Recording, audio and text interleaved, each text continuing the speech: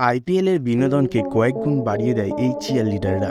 প্রতি ম্যাচে তাদের দেখা যায় কত টাকা বেতন পান একজন চিয়ার লিডার। আইপিএল ম্যাচে 4-6 হচ্ছে, একের পর এক উইকেট পড়ছে, এই ছবি সবারই জানা। তার সঙ্গে আরও একটি ছবি চেনা, তা হলো চিয়ার লিডার।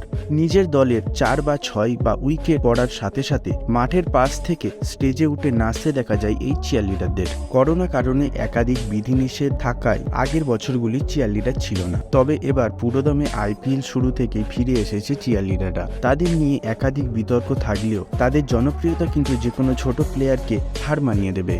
এবার আইপিএলে হোম ও অ্যাওয়ে ফরম্যাটে সমস্ত প্লেয়ারদের পাশাপাশি চিয়ার লিডারদেরও ট্রাভেল করতে হবে। যেহেতু চিয়ার লিডাররা মানেই বোঝানো হয় গ্ল্যামার, তাহলে সেই প্রত্যাশার চাপটা আরও বেশি থাকে।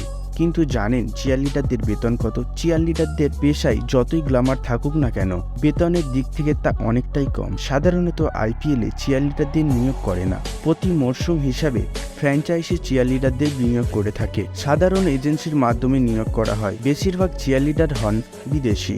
এবার আসি এদের বেতনের কথা। চিয়ার লিডারদের বেতন সরাসরি নিয়োগের উপর নির্ভর করে। ফ্র্যাঞ্চাইজিগুলি আইপিএল দলগুলির সঙ্গে যোগাযোগ করে, এরপর এক মরশুম অর্থাৎ 2 মাসের জন্য এই সংস্থাগুলি চুক্তি স্বাক্ষর করে। এই চুক্তির ফলে প্রতি চিয়ার লিডারদের মরশুমে প্রায় 5 থেকে 7 লক্ষ টাকার কাছাকাছি আয় করে থাকেন। তাহলে এবার দেখে নিন কোন কোন দল চিয়ার লিডারদের কত বেতন দেয় মাথা পিছু প্রতি ম্যাচ হিসাবে। চেন্নাই সুপার কিংস 12,000 টাকার কাছাকাছি, সানরাইজার্স হায়দ্রাবাদ 12,000 টাকার কাছাকাছি, দিল্লি ক্যাপিটালস 12,000 টাকার কাছাকাছি, মুম্বাই ইন্ডিয়ান্স 20,000 টাকার কাছাকাছি, কিংস 11 পাঞ্জাব 12,000 টাকার কাছাকাছি, রয়্যাল চ্যালেঞ্জার্স ব্যাঙ্গালোর 20,000 টাকার কাছাকাছি, কলকাতা নাইট রাইডার্স 24,000 টাকার কাছাকাছি, রাজস্থান রয়্যালস 14,000 টাকার কাছাকাছি। এই তো গেল মাথাপিছু টাকার হিসাব। ম্যাচের পর প্রায় প্রতি দল পার্টি দেয়, সেখানে পারফর্ম করতে হয় তাদের। এই পারফরমেন্সের জন্য আলাদা করে টাকা পান তারা।